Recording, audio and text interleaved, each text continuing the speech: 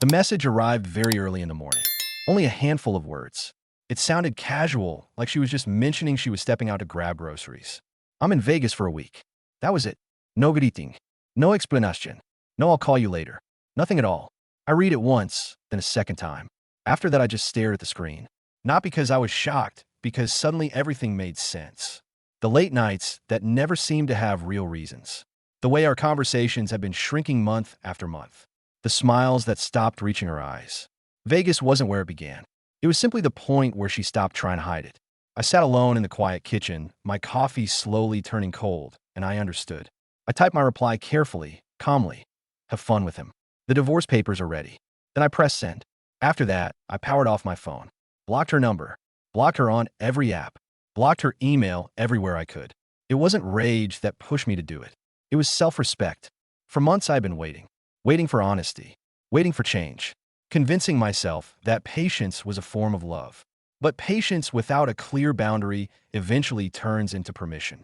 3 weeks earlier, I'd already spoken with a lawyer. Quiet meetings. Quiet copies of documents. Quiet pieces of proof that had slowly made their way to me. Messages sent at 2 a.m., stories that never quite matched up, affection that felt borrowed rather than real. That text from Vegas was simply the final piece. The puzzle itself had already been finished. That same morning, I printed the papers, signed where the lines told me to sign, and placed them neatly on the dining table as if they were just another stack of mail. The house felt different after that. Lighter. Still. No shouting, no things being thrown. Just coffee, a deep breath, and the truth finally sitting out in the open. I knew she would notice the silence soon. People who are used to reaching you anytime rarely enjoy discovering they suddenly can't. That evening there was a knock on the door. Firm, quick, anxious. It was her sister. She looked like someone who had driven straight from the airport. Her eyes were wide, her voice unsteady. What's going on? She's hysterical. She can't get through to you. She thinks something happened. I stepped aside and let her come in. Her eyes landed immediately on the papers sitting on the table. I spoke calmly. I answered her message honestly. Then I chose peace. At first, she tried to defend her. It's just a trip. It's Vegas. She's been stressed. I listened, then replied quietly. A marriage doesn't collapse overnight. Trust doesn't break in a single evening. It disappears one decision at a time. None of this is sudden. It's only been hidden until now. She sat down slowly. The defensiveness drained from her expression. After a moment, she asked if there was any chance we could talk things through. I shook my head. Talking is meant to prevent pain, I said, not to justify it after it's already happened. She stayed silent for a long moment before finally saying something I'll never forget. This isn't the first time I've worried about her. Those words carried more weight than anything else that day. When even your own sister can't fully defend you anymore, the truth is already standing in the room. I told her I didn't hate her sister. I simply refused to keep trading away my self-respect just to keep someone else comfortable. The papers weren't a weapon, they were a boundary. She stayed only a little longer. Said she would talk to her. Try to calm her down. I thanked her, not because I expected her to fix anything, but because she had come with honesty.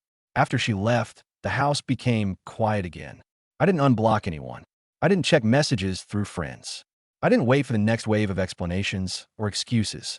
That night, I slept more deeply than I had in months. No wandering, no second-guessing, just rest. The days that followed moved forward slowly but steadily. Calls with the lawyer, paperwork, arrangements. She tried reaching me through other people, but I stayed consistent. Friends asked if I was all right. I told them the truth.